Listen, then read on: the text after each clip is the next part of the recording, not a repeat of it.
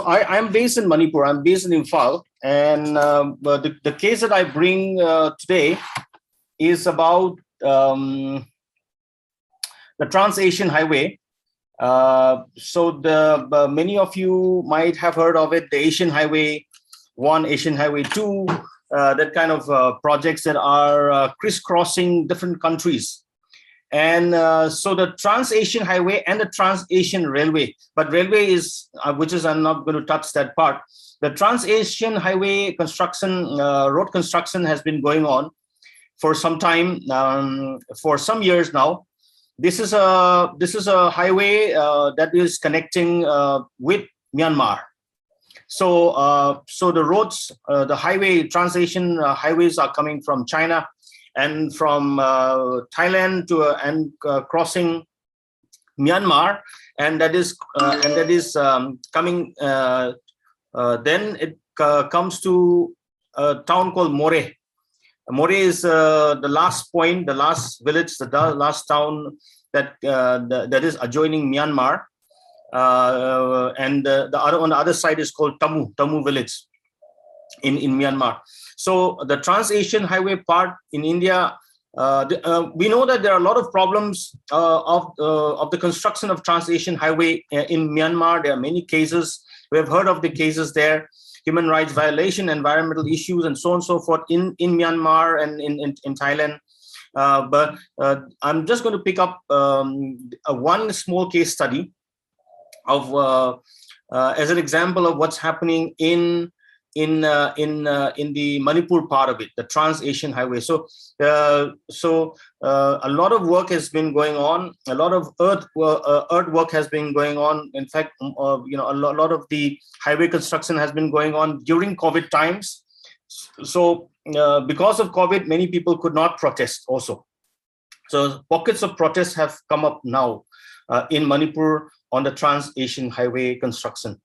So not very far from, so this is primarily funded by the Asian Development Bank under the SASEC program. Interestingly, it's funded under SASEC, which is South Asia Sub-Regional Economic Cooperation, which is the sub-regionalization model of the Asian Development Bank. So it's so that's a little bit of background on the project.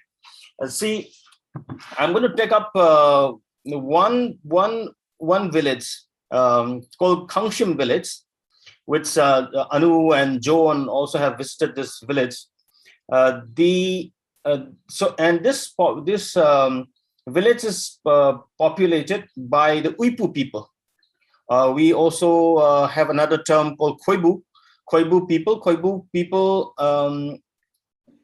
the total population of a Khoibu people will be about 1,800. So that's a total population. So it's a very small population. So they live, this Kangshim village where Uipu people live just is at the side of a Asian Highway, and they were completely left out of the impacted village. Suddenly, one day the contractor started building the labor camp and the main camp. Labor camp are all the laborers for construction of the Asian Highway, and the main camp, which is about all the stone crushing, all the works that's required, all the storage of the stone, of the dust, of the chemicals, all that will be stored in that place. Most of the work goes on there, and so when some work started in that area just besides Kangshim, they try to find out what's happening. So and then they got to know that this is for the Asian Development Bank funded project for the highway, and a contractor and a subcontractor. Contractor is from Rajasthan and the subcontractor is from Manipur. And then when we dig up a little bit of information, they found out that this is some of the details, and then we found out that this is ADB. We got the EIA, EMP, and all that, the regular stuff that you need to do. Then they found out that they are not at all consulted. They don't know about the project, and in fact, the village is also not included in the affected list. Then not knowing what to do, then they wrote to the Asian Development Bank, like what's happening, and we are very concerned about the camps coming up near our village, just next to our village, and please do something about it. And then the ADB sent a team to Manipur, and we have been discussing with them at that time. This was just pre-COVID.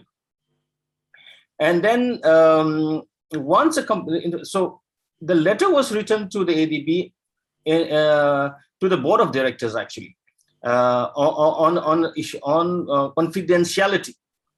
The reason why I'm raising confidentiality is because in situation in places like Manipur, where there has been a lot of armed groups and resistance, and so it's a very fragile politics. Even today I'm talking about. So people who complain, people who make noise against the government, it's not just killings can happen. It's that fear continues. So on confidentiality, we wrote to the bank of the board of directors by two people, and just the next day, the subcontractor turned up at my house in Imphal. That kind of situation I'm talking about. In fact, the letter to the bank was already with the contractor. So this is still an issue that we have been trying to, in fact, because of that, we have not pursued the case anymore. That's the situation we have. So nobody is actually willing any right to write to the bank because of the fear, and that continues. And we have raised this issue with the bank also. Issue of fragile and conflict affected issues is something that I want to bring up here, because unlike a so-called normal state of affairs in the Northeast, and I'm sure in other places too, when ADB or the banks, the World Bank or other MDBs go and fund, there has to be certain other mechanism, other more concern about people who are affected. And particularly indigenous peoples and how they will be affected. So that's an issue, the indigenous peoples issue. In fact, the category of the project itself is B. It's not even A. So it's environmental impact. People effect on indigenous peoples have been lowered, and we knew it. We knew that we need to raise issue, but somehow we are stuck because of the fear.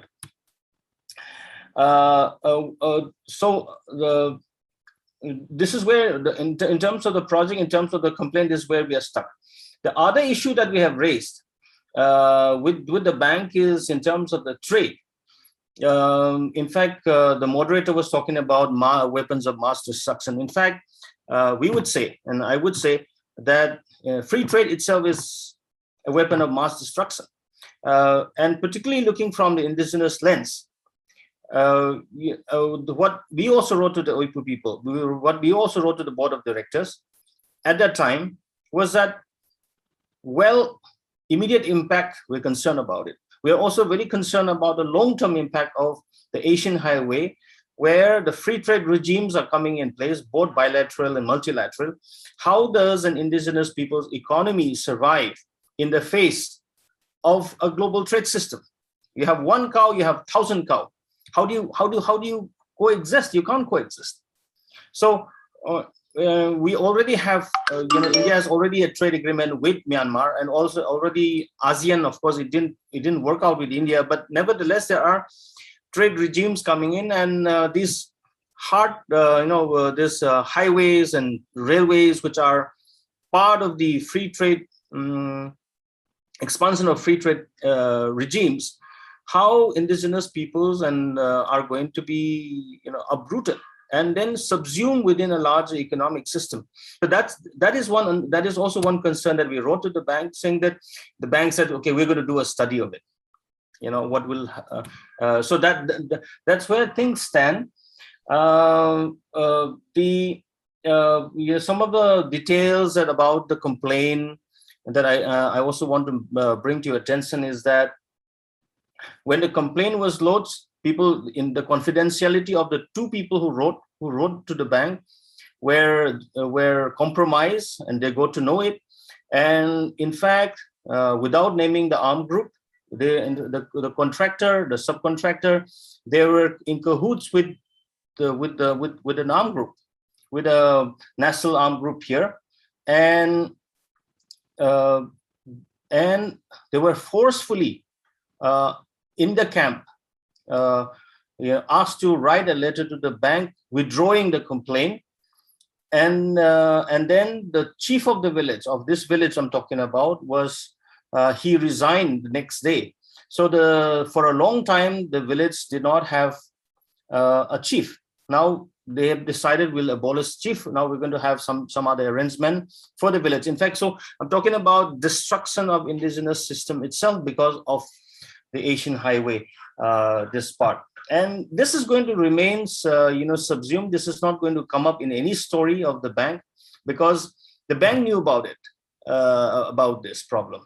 Well, when we raise this issue of confidentiality with the bank, they're saying the board of directors, in the Indian board, possibly the Indian board of directors, must have linked it to the contractor. So we have lost complete faith in the ADB's confidentiality clause or any other policies they have. And we have seen these other cases also. We have seen in the case of Lafat, we have seen in other projects also that it only ends up serving the project, whether it's a private contractor or a private investor or the government, it continues to only support them. So these policies are failing. So in fact, for a long time, we have in fact stopped engaging with the bank because of this.